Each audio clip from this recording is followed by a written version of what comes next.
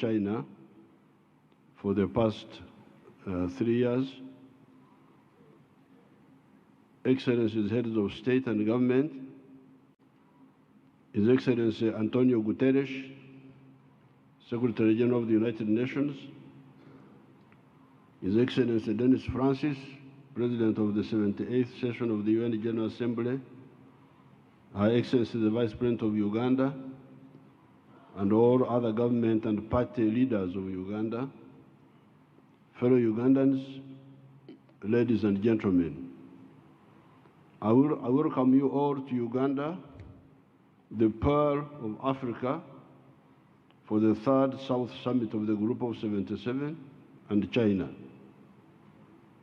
Your personal participation at this summit, which is being held 18 years after the second summit that took place in the state of Qatar in June 2005, demonstrates your commitment to the work of the G77 and China.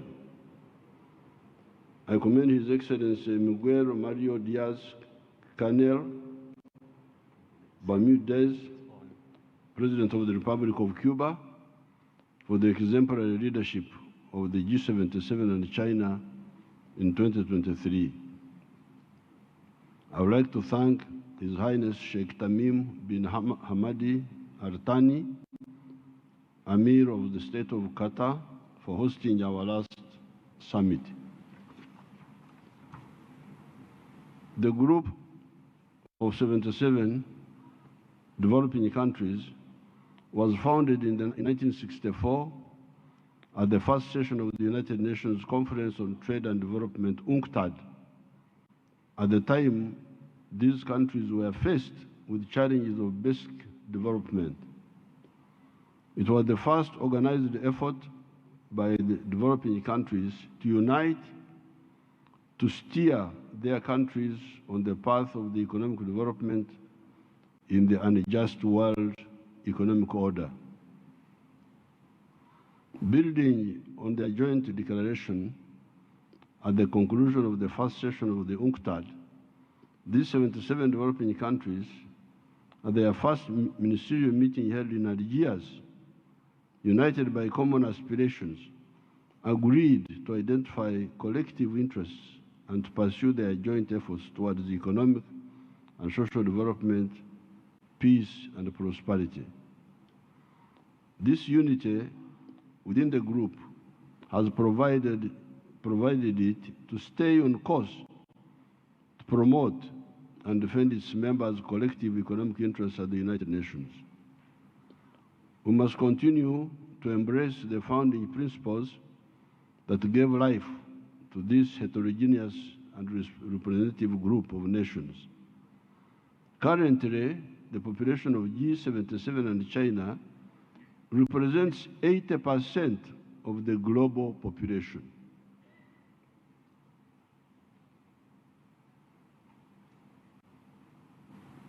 In addition, its GDP accounts for more than 40% of the global GDP. This shows that in spite of the challenges, the group has registered progress in defending and promoting the interests of the developing countries.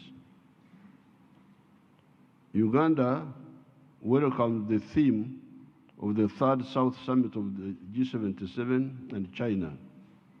We meet at the time where the developing countries continue to face multiple global challenges that undermine our national and collective efforts to achieve sustainable development and our national development aspirations. We are now past halfway for the 2030. Unfortunately, the overall progress in the attainment of the Sustainable Development Goals, as agreed at the heads of states and government and high representatives meeting held at the United Nations in September 2015, falls short of the expectations, with the developing countries lagging far behind.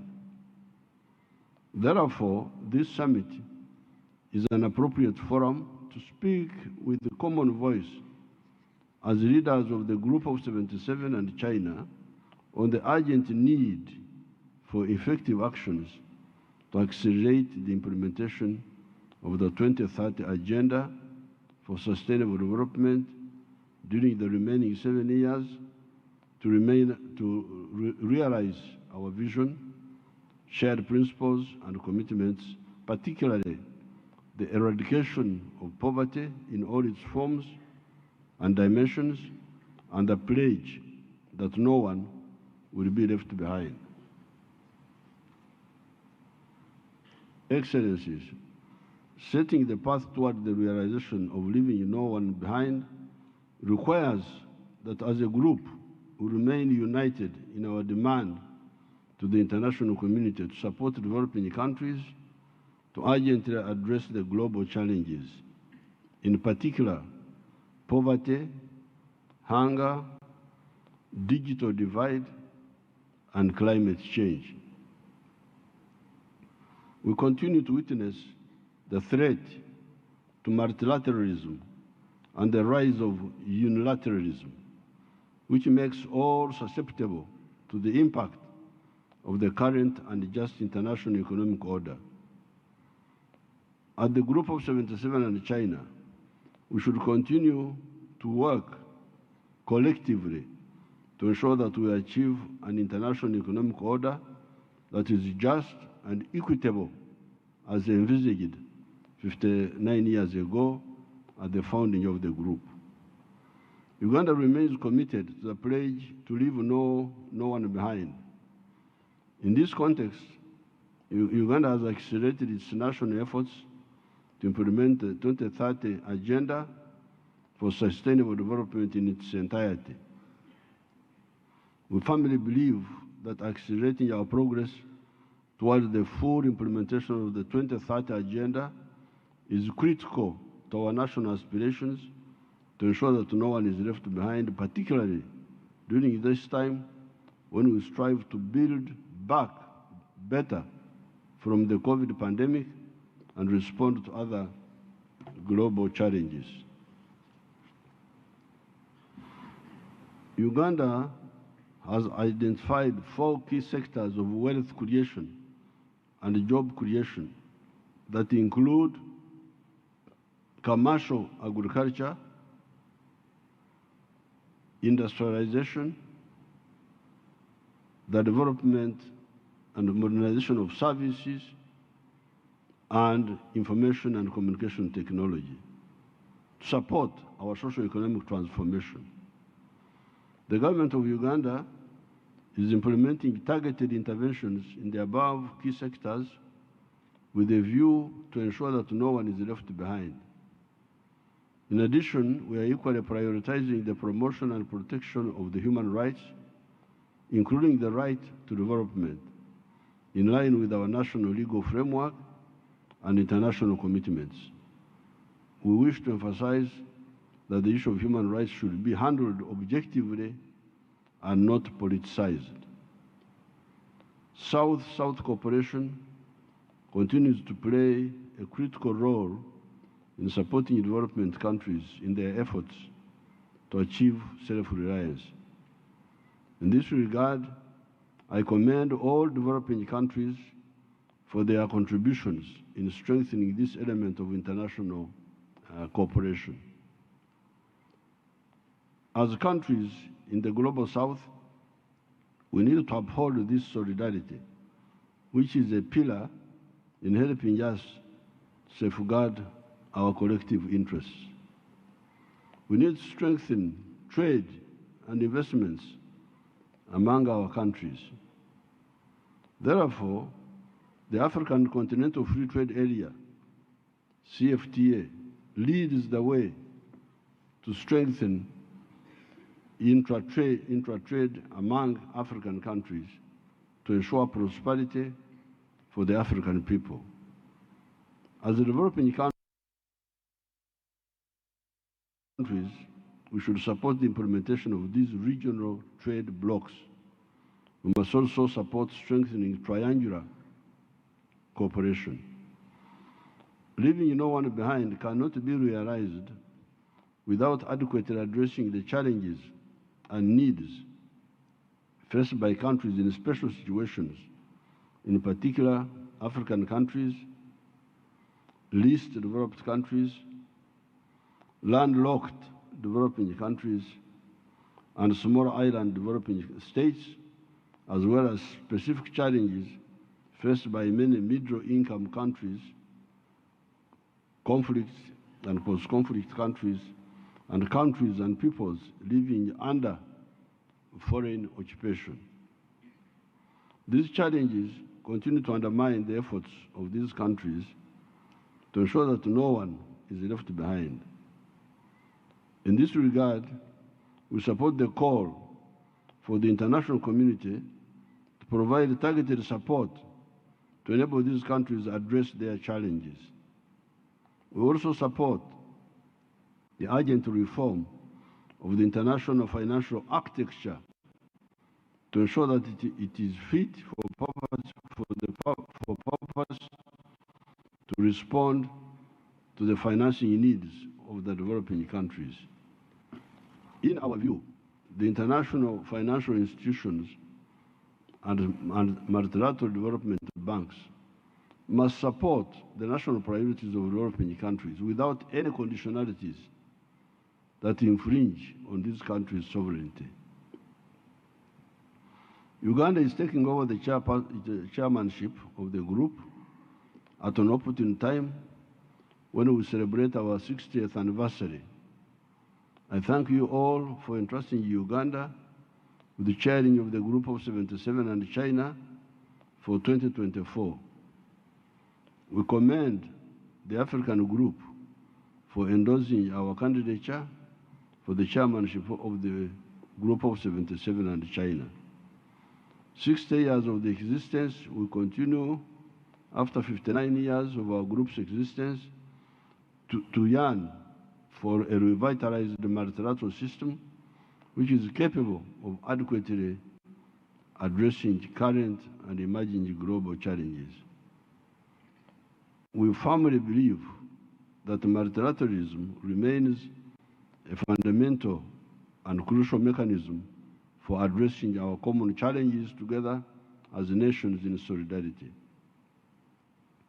Uganda's chairmanship will strive to further promote acceleration of the implementation of the 2030 Agenda, scaling up action to address climate change and biodiversity loss, strengthening international tax cooperation, financing for development, fight against illicit financial flows, and strengthening digital cooperation among others. This year, 2024, is a crucial year with various intergovernmental processes at the United Nations on issues that are of paramount importance for the group.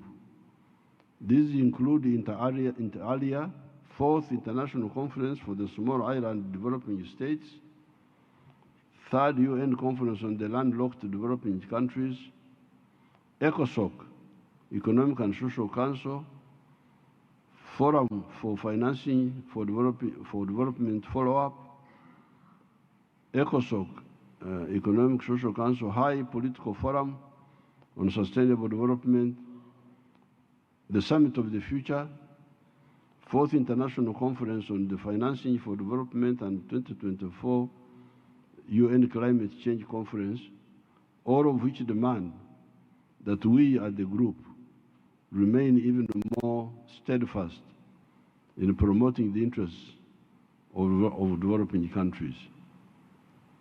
Uganda, therefore, commits itself to consolidate the unity, to work for the consolidation of the unity, presence, and influence of the group in these intergovernmental processes.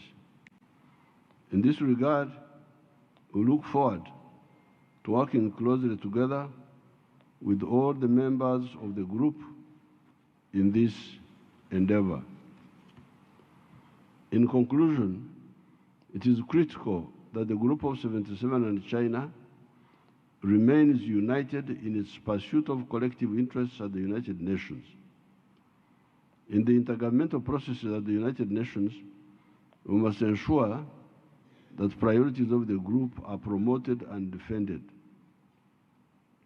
I assure you that our team, led by the permanent representative in New York, has my full support to chair the Group of 77 and China. It is our sincere hope that our chairmanship will be an invaluable new step to the path toward the realization of our aspirations as developing countries. I thank you. Thank you so much. The outgoing chairman of the G77 plus China and deputy president of the Council Republic of Cuba, Salvador Valdez Mesa, urged the incoming chairman of the G77 plus China, President Yoweri Museveni, to remain focused on consolidating unity, presence, influence and leadership of the group in the multiple and relevant multilateral processes, in particular this SDG summit, the ministerial preparatory meeting for the Summit of the Future, the COP28 on climate change, and the third South Summit. Salvador also reminded the new chairman of the G77 plus China to put emphasis on science, technology, and innovation for quality education, an agenda that was brought into context by the G77 plus China education ministers meeting held in Havana, Cuba on February 2nd, 2023. However, Salvador applauded President Museveni for his role in ensuring peace and stability on the African continent. Take a look. I would particularly like to acknowledge the leadership of President Yoweri Museveni, promoter of peace and stability in Africa and the world. Your Excellencies, in these challenging times, when many tactics deployed to divide the countries of the South, unity should be the order of the day for the G77 and China. It is essential and urgent for us to work effectively and together to change the current unfair world order and free ourselves from the disadvantaged positions that are a byproduct of centuries of colonialism, neo-colonialism, and dependence once and for all. 2023 was a year of great challenges and complex processes that proved how much we can accomplish when we work decisively in defense of our legitimate interests and aspirations. Thanks to the collective efforts of the members of our group, we managed to move forward on the path towards where we deserve and need to be given the current international context. The successful summit of heads of state and government of the G77 and China, which was held last September in Havana, was a necessary and urgent meeting out of which we emerged stronger. The summit of our leaders in the context of the 28th Conference of the Parties to the Convention on Climate Change, or COP28, for the first time,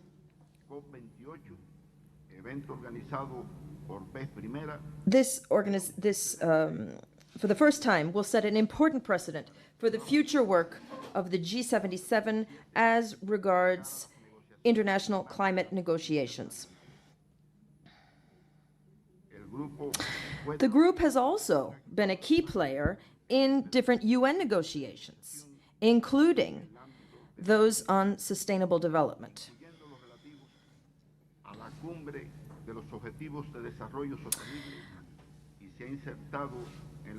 It has also been involved in preparations for the Summit of the Future. The positions of the G77 have made a significant contribution to the adoption of the UN Convention on the Law of the Sea and the sustainable use of marine biological diversity in areas beyond national jurisdiction. Cuba's leadership of the G77 and China in several international meetings outside of the group's traditional scope, such as the Summit for a New Global Financial Pact and the BRICS Summit, have allowed us to make the interests of the developing world heard in these critical fora. We would like to thank the group's members for their active and constructive participation in the different events held in Cuba last year, especially at the ministerial meetings on education, culture, tourism, and the environment. Said meetings fostered substantive debates and agreements on practical actions having to do with issues of fundamental importance for the South. We invite you to continue to work in concert on the implementation of the 17 projects designed during our presidency for the benefit of our members. Likewise, we should continue to give impetus to the G77 NAM Joint Coordination Committee, which will make our South-led proposals more coherent and efficient. Uganda's presidency of both groups this year is a step in that direction. In short, 2023 was a year of commendable collective action, which produced undeniable results, and we thank you all. Excellencies, honorable delegates, as regards our contribution to this discussion and to properly follow up on the issues covered at the G77 summit held in Havana last September, allow me to list some of our proposals for practical action your delegations may want to consider. We feel that they will help us achieve our objectives. Number 1, present a draft resolution to the UN General Assembly before the end of the year on behalf of the G77 member states and China, a resolution on to propose a meeting, a high-level meeting on science, technology, and innovation. This meeting should agree on practical steps forwards to guarantee that science, technology, and innovation contribute to accelerating progress towards full application of 2030 Agenda and the Addis Ababa Action Plan. Number 2, to hold a ministerial meeting of ministers and high authorities of science, technology, and innovation of our group in the first half of 2025. The objective of this meeting would be to identify the main proposals that the G77 and China would put forth at said high-level meeting of the UN General Assembly.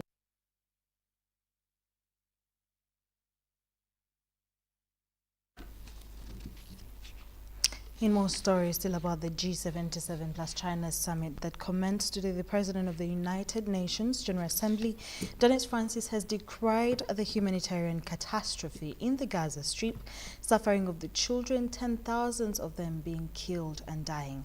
Speaking at the G77 plus China handover chairmanship summit to President Yoweri Museveni of Uganda, Denis said that the world is seeking for answers from the United Nations about the Gaza genocide in vain. Denis told the summit of heads of states from the G77 plus China summit that he's counting on their support and leadership of President Museveni as chairman of the group will help build bridges of dialogue in addressing the Gaza humanitarian catastrophe for all. Denis told the summit of G77 plus China that it has a pivotal role to play in shaping the new world order. Let me begin by conveying my sincere appreciation to His Excellency President Museveni and to the government of Uganda for hosting this third South Summit, a momentous event highlighting the unshakable commitment of the G77 and China to advancing multilateralism and global cooperation as the centerpiece for achieving the noble goals of the United Nations. Uganda's assumption of the chairmanship coincides with the group's 60th anniversary. I have no doubt that with such capable leadership, Uganda will confidently carry forth the torch of leadership for a prosperous, united, and stronger South. I should also like to recognize and commend the outgoing dynamic chair, Cuba, for its extraordinary and insightful leadership of the group during these trying times of geopolitical tensions and multifaceted challenges. Excellencies, our world is confronted by a confluence of crises, from the lingering impacts of the COVID-19 pandemic to rising inflation, from a worsening crisis of debt distress to the harsh realities of climate change, which for many, especially the most vulnerable, is a real existential threat. In parallel, escalating geopolitical tensions, wars, and conflicts have risen to the fore, shattering the lives of millions and putting the safety and security of the entire planet at risk. At the forefront of these is the harrowing humanitarian catastrophe in the Gaza Strip. Generations of families suffering irreparable trauma and loss, children undergoing amputations without anesthesia, entire neighborhoods reduced to rubble in one fell swoop. With half the population facing starvation and tens of thousands dead in just over 100 days, the world is looking to the United Nations for answers. The General Assembly has not sat idly in the face of this crisis. It has been both active and ambitious, often led by this very group of member states. It has demanded an immediate humanitarian ceasefire for all parties to comply with their obligations under international law and for the immediate release of all hostages and humanitarian access. I assure you that I shall not tire of reiterating these urgent demands, and I will do so for as long as it takes. I count on the collective leadership of this group to do the same. In tandem, we are witnessing mounting frustration with and the complete rejection of an unjust world order which continuously relegates the interests of the Global South to the margins of the international community's lists of priorities. Now more than ever, the G77 and all nations must come together and build bridges of dialogue, hope, and cooperation to create a more fair, more just, and more prosperous world for all. Your presence here today as leaders of the Global South underscores the fact that the Group of 77 and China, as the largest and most diverse group in the United Nations, has a pivotal role to play in shaping a new world order that is more inclusive and leaves no one and no country behind. While our challenges today are profound and perverse, the reality is that we have been struggling for quite some time. Several developing countries had already veered off course in their pursuit of the Sustainable Development Goals, even prior to the pandemic and the extant conflicts we see today. Not surprisingly, the most vulnerable of our societies have borne the brunt of these adverse external events, with countless pushed back into hunger and poverty. And environmental emergencies, including climate change, have only grown in severity and impact year on year without robust and adequate climate action for course correction. Against this backdrop, our cherished multilateral system, the policy apparatus for problem-solving international cooperation, is facing an acute crisis, with legitimate questions of current relevance and credibility arising and intensifying time and again.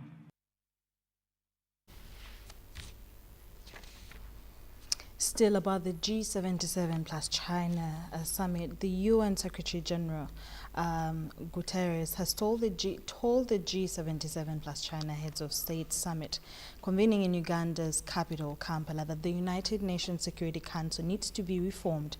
Guterres said that the current composition of the UN Security Council doesn't reflect global fairness. Guterres said that the UN is relying on the G77 plus China to offer global solutions in resolving needs of developing countries. I thank the government of Uganda for its hospitality and congratulate it on the leadership of the G77 plus China. 60 years ago, recognizing the need for unity and solidarity in the face of common challenges, the G77 was born. Over the decades, you have been an engine for South-South cooperation and development, lifted millions of people out of poverty, and provided a powerful voice for developing countries on the global stage. Today, you are the largest grouping of the Global South, representing 80% of the world's population. And your solidarity and partnership are essential to building a sustainable, peaceful, and just world for all. A world in which the United Nations Charter, international law, and human rights prevail in global relations. Excellencies, halfway to the 2030 deadline for the Sustainable Development Goals, far from leaving no one behind, we are leaving half the world behind. Progress on poverty and hunger is stalling, and in some countries going into reverse. Many G77 members are grappling with an economic hangover from the COVID-19 pandemic, crippling debts, a cost of living crisis, and sky-borrowing costs. Hundreds of millions of people around the world, particularly women and girls, are living without the most basic respect for their human rights, and the lack of jobs is generating enormous frustration among young people. Climate disasters, most of you did little to create, are knocking chunks out of your economies and increasing people's suffering. Investment in sustainable development and climate action is slipping further out of reach. And while South-South cooperation is strong and deepening, it does not replace the need for the respect of the commitment of the Global North, for sustained engagement to reduce poverty and inequality, support growth, and build resilience in developing countries. Digital technologies have enormous potential for good, but they are also inflaming inequalities. The International Monetary Fund warns that artificial intelligence could make things even worse. And peace, the foundation of sustainable development, is breaking down amidst a climate of global impunity. Around the world, from Sudan to Ukraine, the Middle East and beyond, wars are devastating lives, fueling mass movements of people, disrupting global supply chains, and threatening to set entire regions alight. In Gaza, Israel's military operations have spread massive destruction and killed civilians on a scale unprecedented during my time as Secretary General, including more than 150 members of our own staff, following the horrific terror attacks by Hamas on 7 October. This is heartbreaking and utterly unacceptable. The Middle East is a tinderbox. We must do all we can to prevent conflict igniting across the region. And that starts with an immediate humanitarian ceasefire to relieve the suffering in Gaza, allow humanitarian aid to reach everyone in need, and facilitate the release of hostages, which should be immediate and unconditional. The repeated refusal yesterday to accept the two-state solutions for Israeli and Palestinians is totally unacceptable, as I told the summit of the non-aligned movement. The denial of the right to statehood for the Palestinian people would indefinitely prolong a conflict that has become a major threat to global peace and security, exacerbate polarization, and embolden extremists everywhere. Excellencies, righting our troubled world depends on effective global action. Yet the international system is out of date, out of time, and out of step, reflecting a bygone age when many of your countries were still colonized.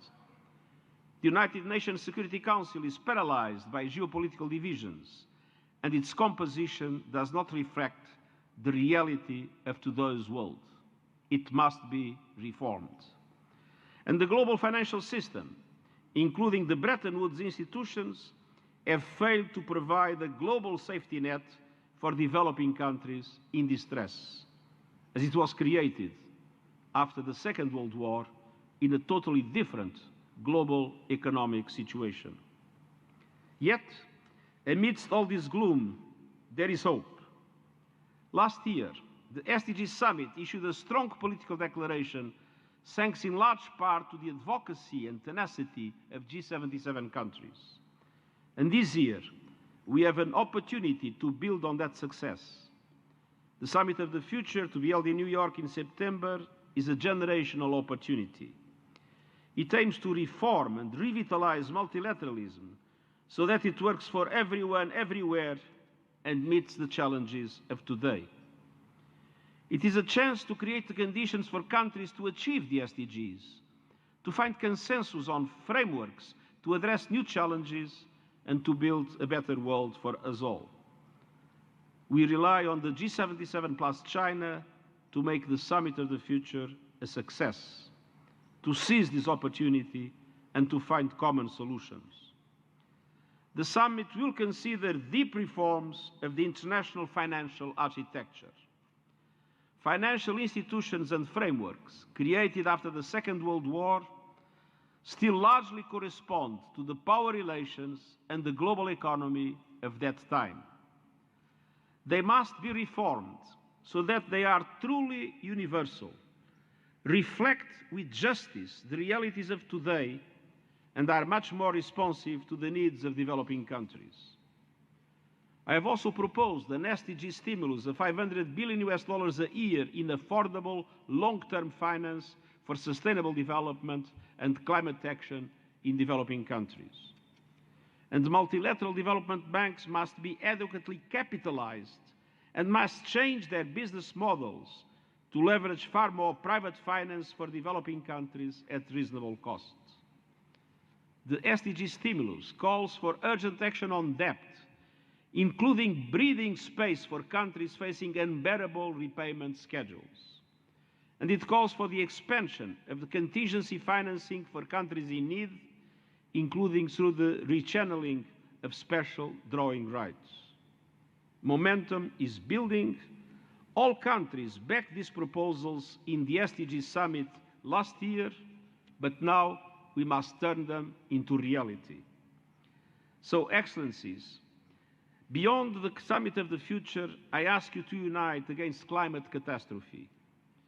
The very existence of some countries in this room depends on limiting global temperature rise to 1.5 degrees Celsius, in line with the principle of common but differentiated responsibilities and respective capabilities in light of different national circumstances.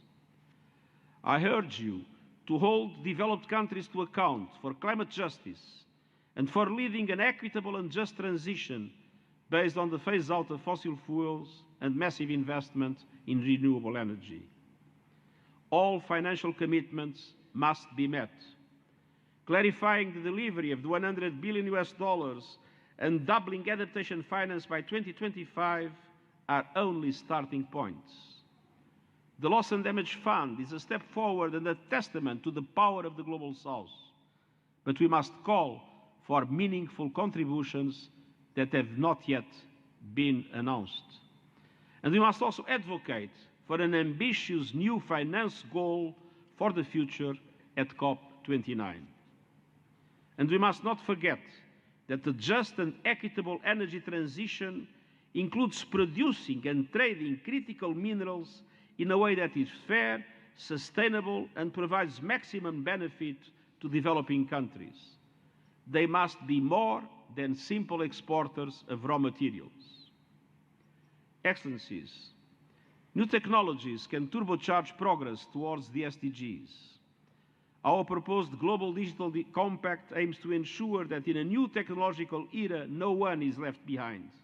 And I hope it will be agreed at the Summit of the Future. And the high-level body on artificial intelligence that I created, which includes several experts from G77 countries, and is balanced 50% North and 50% South, has already made preliminary recommendations on global artificial intelligence governance, including with the objective of accelerating the Sustainable Development Goals. The new Scientific Advisory Board is also working to ensure scientific breakthroughs are shared equally for the benefit of all. And I praise the efforts done by the Presidency of Cuba to put science and technology in the center of G77 concerns. I encourage you to engage in all these efforts.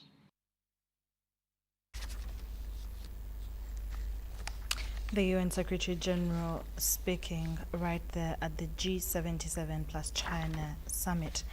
Now, the Vice President of the State of Council of China, His Excellency Lu Guozong, has reiterated China's support to South-South cooperation.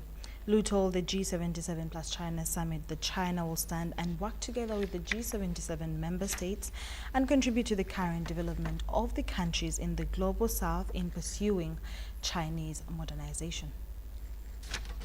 In the past decade since its launch, the GDI has generated more than 10 international cooperation platforms in its 8 priority areas and over 200 cooperation projects on the ground.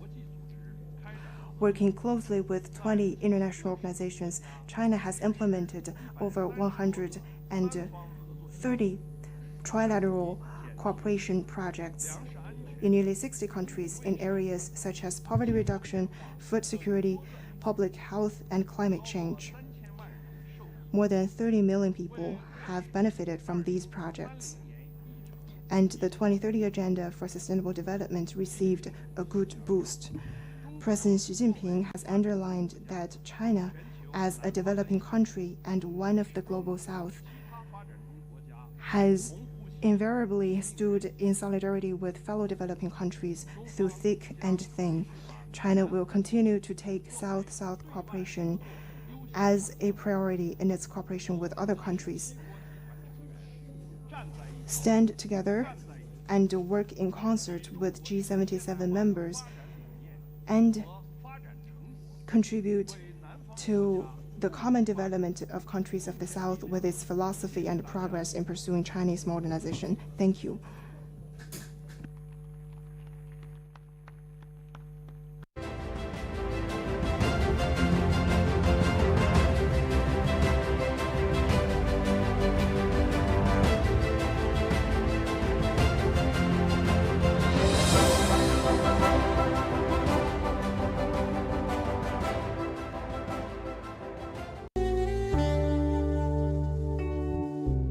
Metu Bus Industries, Namamve, the manufacturers of buses for transporters, schools, tour operators, and special purpose vans and any customized vehicle. Metu Bus Industries offers a range of buses known for safety, comfort, and reliability. Depending on your needs, a bus can simply be a point A to point B people mover with just seats or a special design that includes power outlet, Wi-Fi, television, refreshment center, and any other specification. Buy your buses from Metu and support industrialization of Uganda. Contact us on 0788 118586 or 0782 030303. Email us metuafricabus@gmail.com. Visit our website www.metubusafrica.com.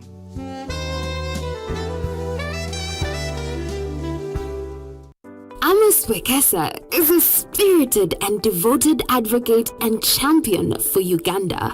His never-ending optimism, curiosity, and passion for all things Ugandan can be felt in every tweet and interaction.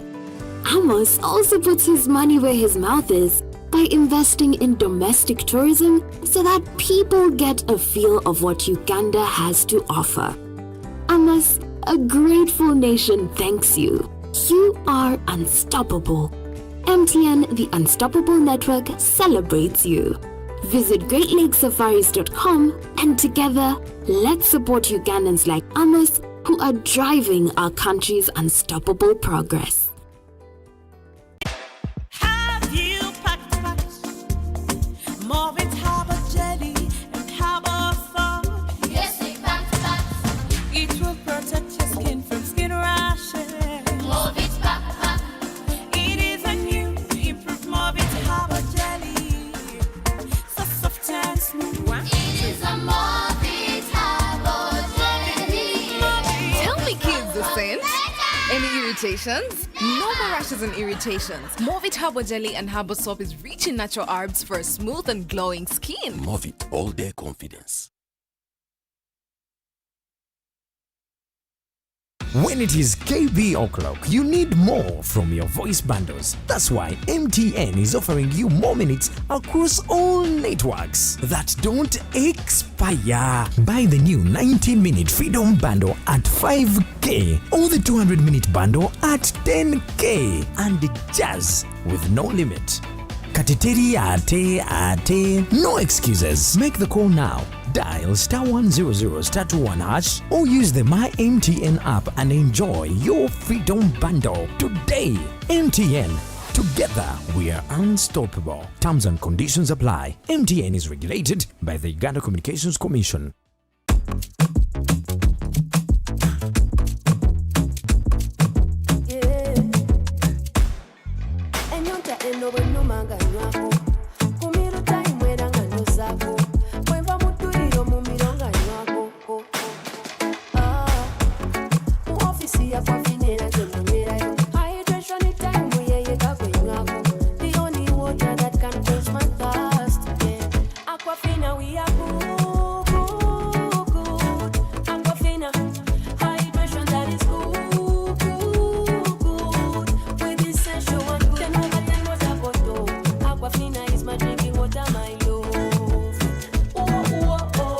In the production process of Aquafina, we expertly filter every drop, providing clear and perfect tasting water to help you keep hydrated with the added benefit of minerals. Aquafina is bottled by Pepsi Cola International in Uganda and is available at only 1,000 shillings. Metu Bus Industries, Namamve, the manufacturers of buses for transporters, schools, tour operators, and special purpose vans and any customized vehicle. Metu Bus Industries offers a range of buses known for safety, comfort, and reliability. Depending on your needs, a bus can simply be a point A to point B people mover with just seats or a special design that includes power outlet, Wi-Fi, television, refreshment center, and any other specification. Buy your buses from Metu and support industrialization of Uganda. Contact us on 0788 118586 or 0782 030303. Email us metuafricabus@gmail.com. Visit our website www.metobusafrica.com.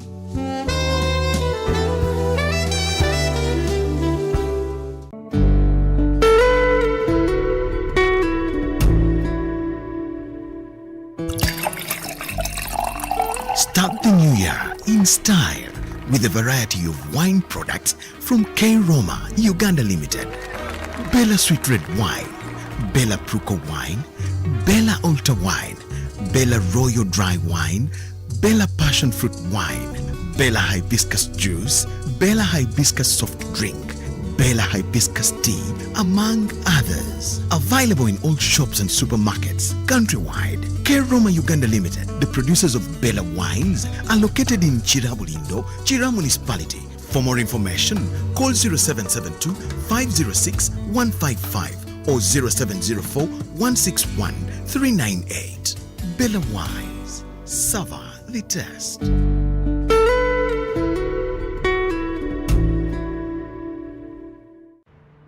The energy of this land comes to life in dreams and memories. It lights up in these nights and leads us to new horizons. It pushes us to go further and see bigger. The energy of this land comes from here. It comes from Africa, and it vibrates in each of us. Empowered by Africa.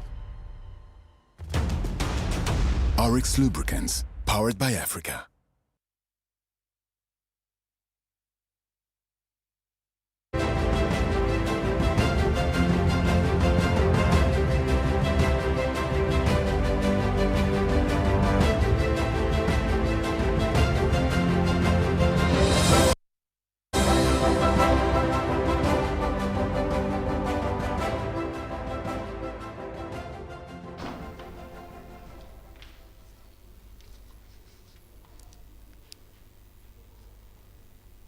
Welcome back from that short commercial break. And in other news, the body of Dokolo District Woman Member of Parliament, Cecilia Babaratim Ogwal, has been flown into Uganda from India, where she died on Thursday.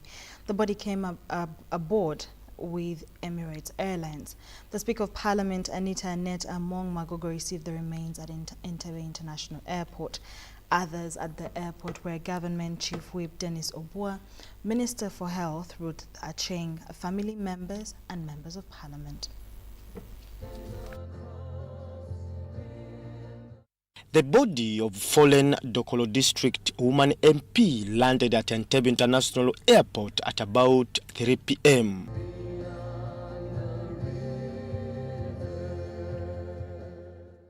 It was received by the Speaker of Parliament, Anita Annette Among Magogo, Government Chief Whip, Dennis Oboa, Minister for Health, Ruth Acheng, family members and members of Parliament.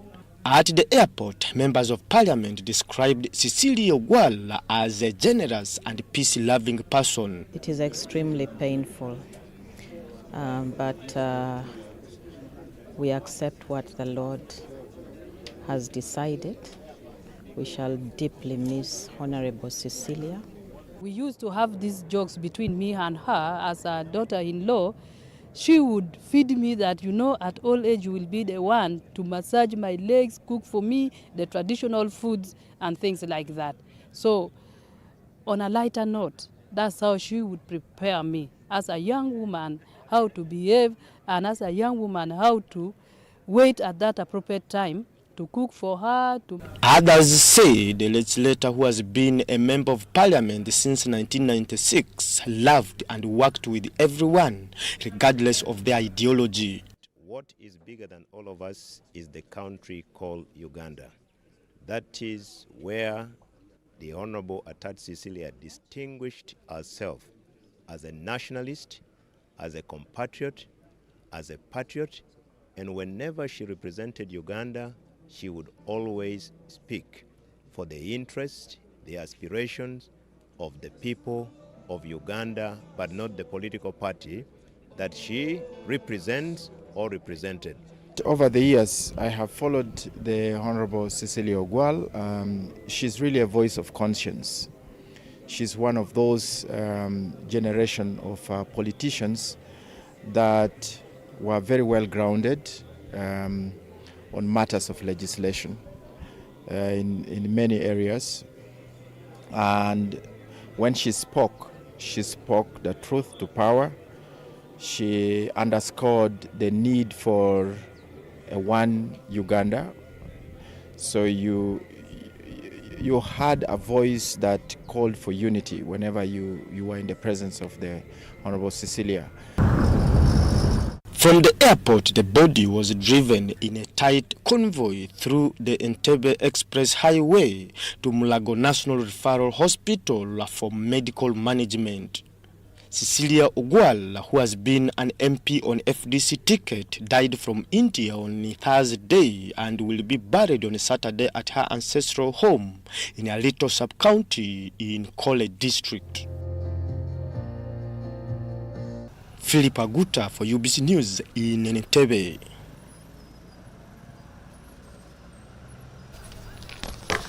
Thank you so much, Philip Aguta, for the updates. And GBC TV will keep on updating until the burial of the fallen member of Dokolo District Woman Member of Parliament, Cecilia Barbara Atim Ogwal. May the Lord strengthen the family and friends. In more news, the Prime Minister, Robna Nabanja, has highlighted balance of trade between Uganda and Sri Lanka during a dinner at the Sri Lankan Embassy. The dinner was organized in honor of President His Excellency Ranil for contributing to the peace and development of Sri Lanka. Prime Minister Nabanja emphasized the existing cordial relations between Uganda and Sri Lanka, urging for an increase in trade to achieve mutual benefits. She noted that Uganda currently imports more than it exports to Sri Lanka. In the year 2021, Uganda exported goods worth nearly US dollars 55,000. I mean 55 US dollars. 55,000 US dollars to Sri Lanka. The main products exported to Sri Lanka were tea, forging machines, plants cuttings, and slips, and mushroom spawn. However, during the last 26 years, the exports from Uganda to Sri Lanka have increased at an annual rate of 7.11%. Prime Minister Nabanja informed the visiting head of state and delegation about Uganda as one of the world's tourism destinations. I want also to tell you that more than half of the world's mountain gorilla population is found in Mugahinga National Park and the Wimbi Impenetrable National Park in Uganda. That's why we have over the years been ranked by CNN television among the best tourism destinations around the world. Sri Lanka's Foreign Affairs Minister Ali Sabri commended President Yoweri Museveni for the hospitality extended during their visit. We are indeed very pleased with all the arrangements that have been made here and wonderful hospitality which has been extended to us and the warmth of your people. And remind us, our own people, and we feel home in Uganda because of our people and your people's warmth. So thank you for that, Your Excellency. Sri Lanka High Commissioner to Uganda, Velu Pilalali Kananathan, highlighted the purpose of the dinner. No one wanted to take charge of the country. His Excellency President took the courage and he took charge of the country, and within a very short period, he brought the country stability. This was witnessed not only by ourselves, but when I went to Ivory Coast, the president in Ivory Coast mentioned that today morning, when we had a bilateral with the president of Uganda, he mentioned and he commended our president. The dinner was attended by distinguished guests, including the Vice President of Burkina Faso, Uganda's Chief Justice Alfonso Winyidolo, the former Prime Minister and Special Presidential Envoy Amama Mbabazi, and ministers.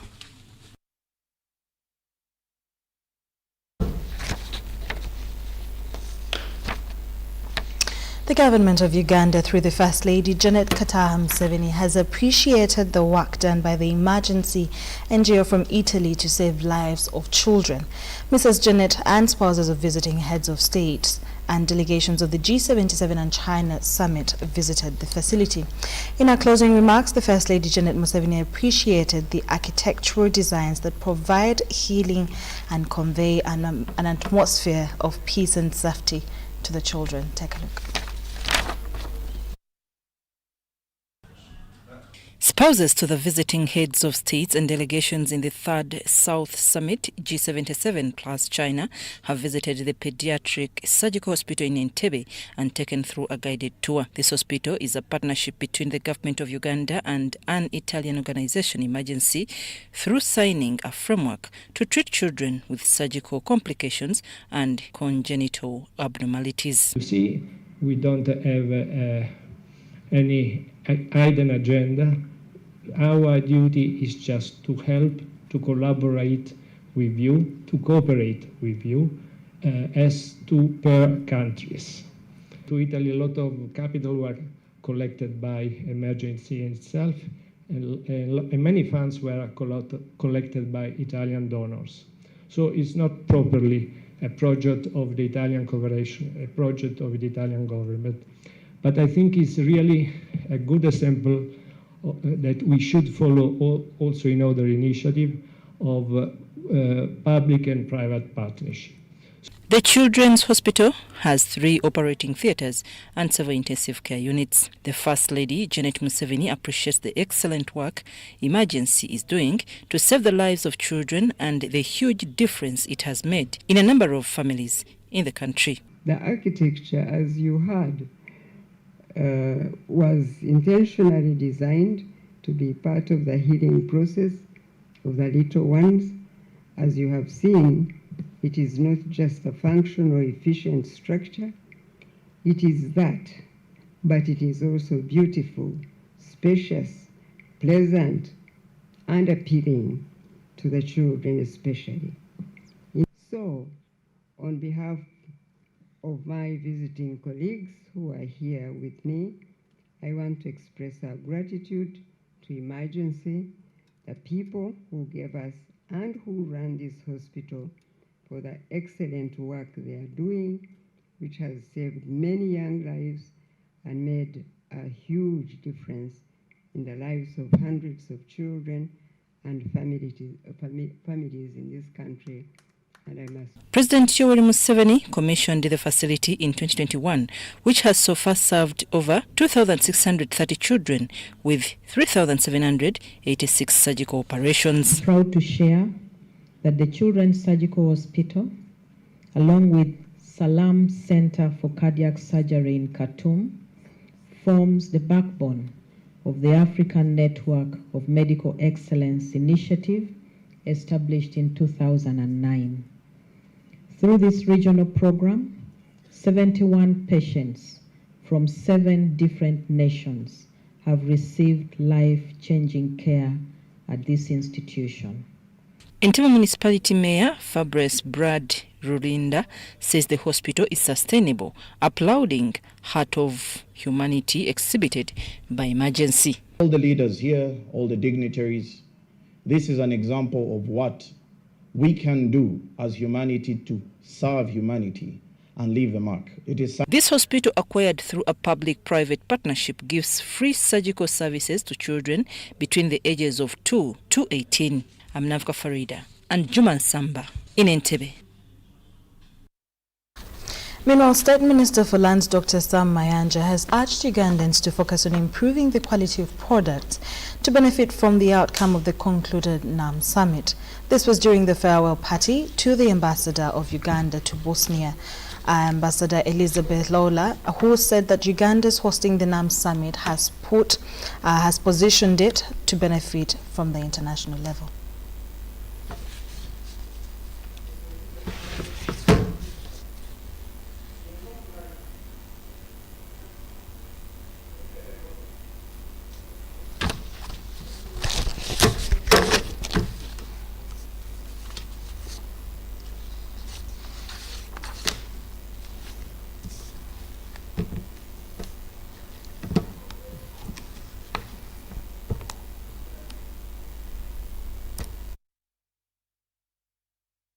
To Ugandans, he's not just the president.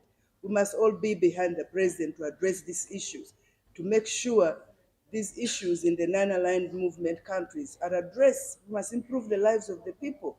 We've asked Israel to stop the bombardment in Gaza because the people there must also live their lives.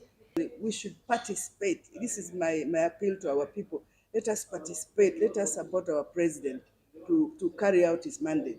Example is the Bosnian president that I saw off this morning. She said, I danced with your people. I walked around and saw the country. I'm so happy. I'm so satisfied. I like the hospitality. We are hospitable people. You know that. I mean, we were hosting 3 meetings back to back, huge ones. And we were worried that the president would be tired, but he wasn't. You know, he was up to it. We were all proud of him. And Uganda can host any meeting. Even if the UN wants to bring a UN,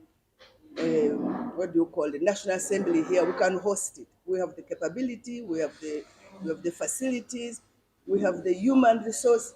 We are ready. State Minister of Lands, Dr. Sam Mayanja, praised the peaceful conclusion of the NAM summit and highlighted what Uganda has gained after hosting the summit. 120 countries. That's great for President Museveni, for the NRM, for which we are part and leading us, for the country which is now pushing forward. Yeah, everything was natural, no artificiality. I think we are able to pull out the biggest international conference at minimum cost and giving the best of ourselves, of Africa, and of the third world. So I think we have a lot to be proud of, and to insist that please don't take other conferences elsewhere. We have the facilities here, we have the resources, we have every infrastructure now.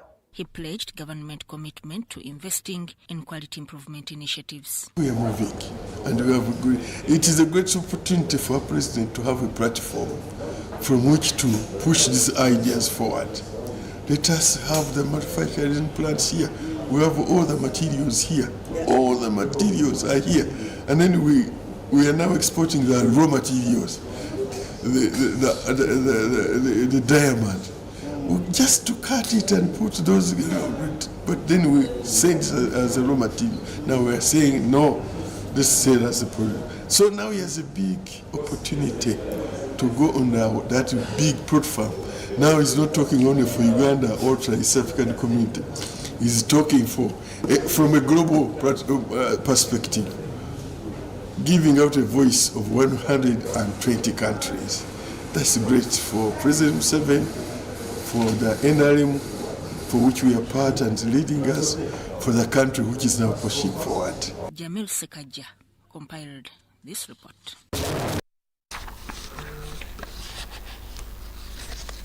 And of course, lastly in our sports stories, Ugandan professional boxer Medi Kabona has beaten South Sudanese Ahmed Majid in a boxing man title fight during the boxing extravaganza dubbed Echibitu Makeke. It was hosted at Club of Ligato in Kampala on a night of several bouts, including a national title contest.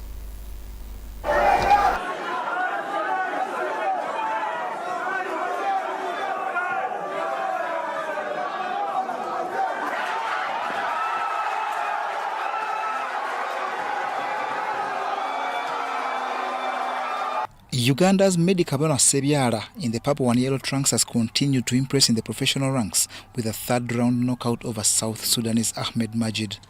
Kabona Medi ngenda kudayo mu training ngenda kuba buli gwe baleeta mpaka kuwulira bubi nze mbakuba mpaka kuwulira bubi n'olwo omusajja mukubye mpaka lwawulidde bubi agamba siddayo. Kabona started slowly and suffered a cut on the eye in the first round, but was buzzing by the third, resulting into the knockout that was celebrated by his fans, led by the Nasana RDC Alin Subuga. Zendimu ensimu nnyo onowamita Kabona Medi the poison bw'atakuba akuwa butwa bwa ringi. Ghetto is talent. Nabagamba nti omwana wa ghetto talent agirina mu ringi. The night had more than 13 bouts, including a national title contest that was sponsored by General Salim Saleh.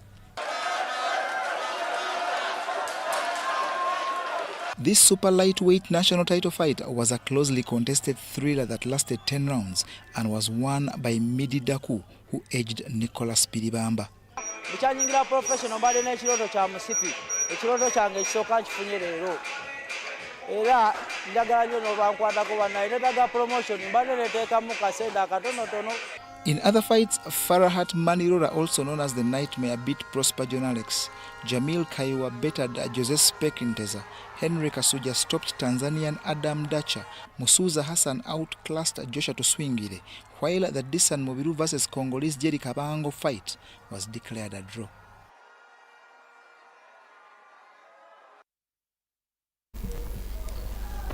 And that brings us to the end of UBC News Tonight on the 21st of January 2024. Thank you so much for watching. My name is Sharon Chobdusha with Mugalu Muhammad on Sign Language. From the team and I, have a lovely night. Bye-bye.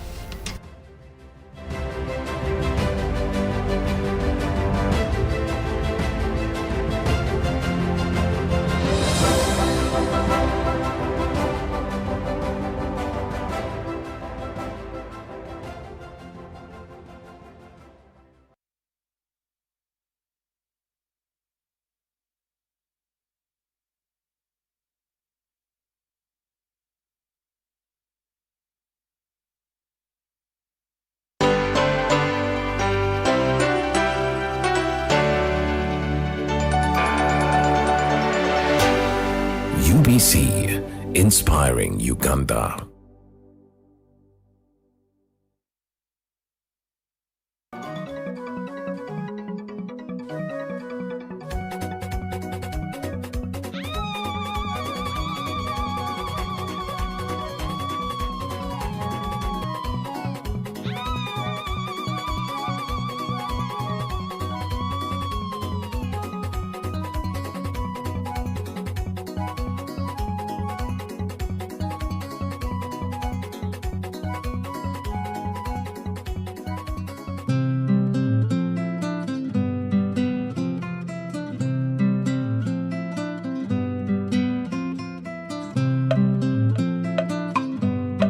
Kidepo Valley National Park is part of the greater Kidepo Valley Conservation Area, constituting Kidepo Valley National Park and then the adjoining Kalenga Community Wildlife Area.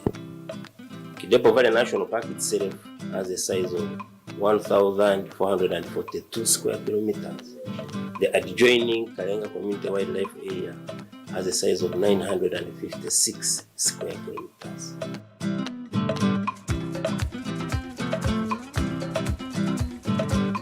Ladies and gentlemen, this is Kakiene campsite. It's one of the most beautiful campsites we have here in Kidepo, with 360-degree view of the park. And one can enjoy the beautiful sunrise and the beautiful sundown here right at Kakiene campsite. It's the most affordable campsite per night, per person, and you're able to carry your camping tents and come along with your food. If you don't have food, you can go and get food from a poker hostel. So while at the campsite here, you have a campfire, and where the ranger guide sits with you, make the stories about this place. You are well protected, you are very, very safe, and you sleep in your camping tent. The two huts are the resting point where you can cook your food from inside it during our day, or you can make your nice coffee there. You can view the animals at the Narus Belt. You can see 1,000 buffaloes passing around. You can see hundreds of elephants and other animals. That is why we are even seeing the giraffe with us here. We are seeing the buffaloes. So it's a very beautiful campsite. So one can come and do the camping here in groups or as an individuals. Yes, like a group of students can come and do the camping site as a nice shower and a toilet. So you should not be worried about where will you shower, where will you go for the toilet. So it's a very nice place. Once you come, you have the lightning arrestor. So though it is very raised, you cannot be struck by the lightning. So it's well protected. The entire security is safe. At night, you are really very, very safe from any danger. So come for camping is a very good experience. Someone coming for honeymoon would be perfect because it will take you far back, the time of Adam and Eve in the Garden of Eden. Right behind me, here at Kakiene's campsite, there is a mother with the calf, that is the giraffe. It's a very elegant animal. It's the Rothschild giraffe that we have here in Kidepo. And at time when the mother has the calf, she isolates herself from the family. she has to stay alone and protect the young one until it is strong enough to join a direct family. So the calves are always born after a gestation period of 15 months. As soon as the calf is born at a birth weight of 100 kilograms, and it only needs an hour to start walking and running, which is very interesting. So we share the same number of bones on our neck with the giraffe. We have 7, they also have the seven bones. The giraffe are very elegant